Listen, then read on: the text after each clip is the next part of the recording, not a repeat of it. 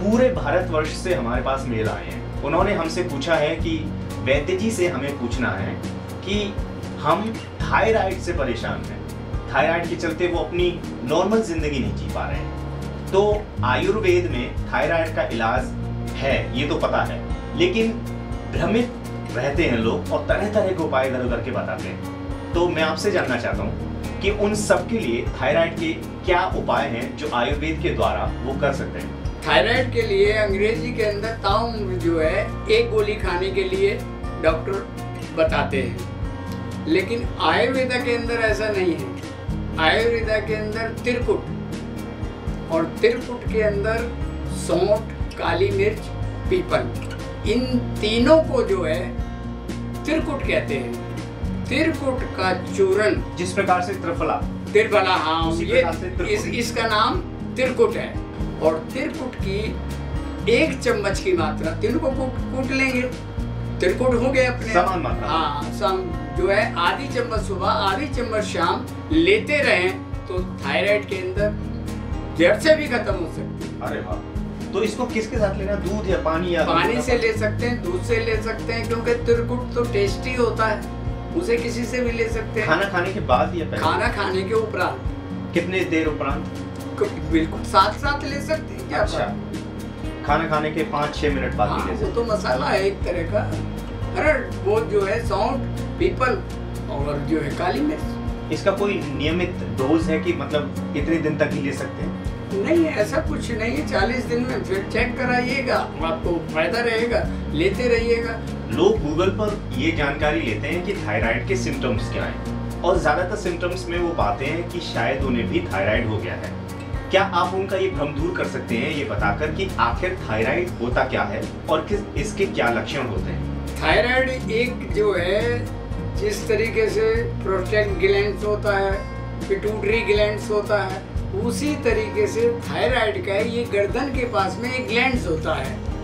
स्त्री और पुरुष किसी को भी हो सकता है।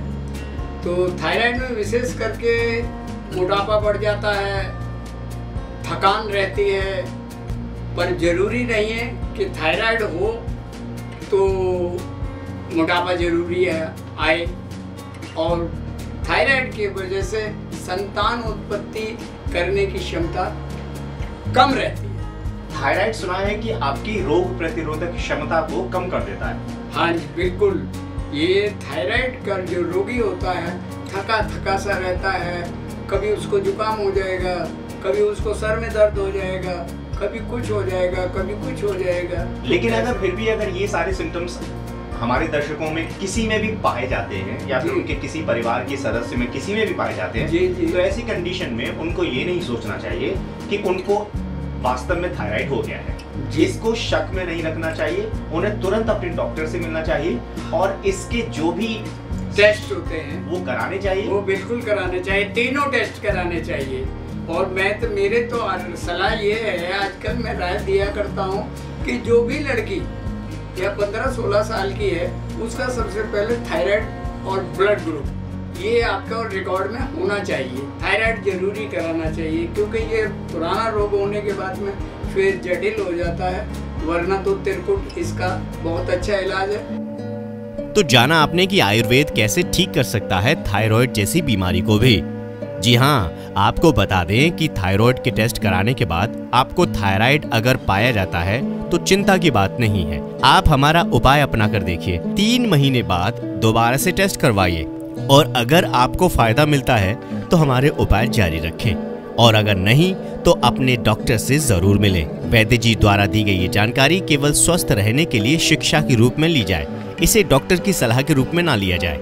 इस संबंध में अगर आपको कुछ कहना है तो कमेंट्स में बता सकते हैं। आप चाहें तो मेल भी कर सकते हैं। हमारा ईमेल एड्रेस है ayurvedsamaadhan@gmail.com। कोई भी नुस्खा अपनाने से पहले अपने डॉक्टर से जरूर मिलें, इससे आपको बेहतर परिणाम मिलेंगे। आयुर्वेद के ऐसे ही समाधानों के लिए और हमेशा स्वस्थ बने रहने के लिए सब्सक्राइब करना ना भूलें। आयुर्वेद समाधान।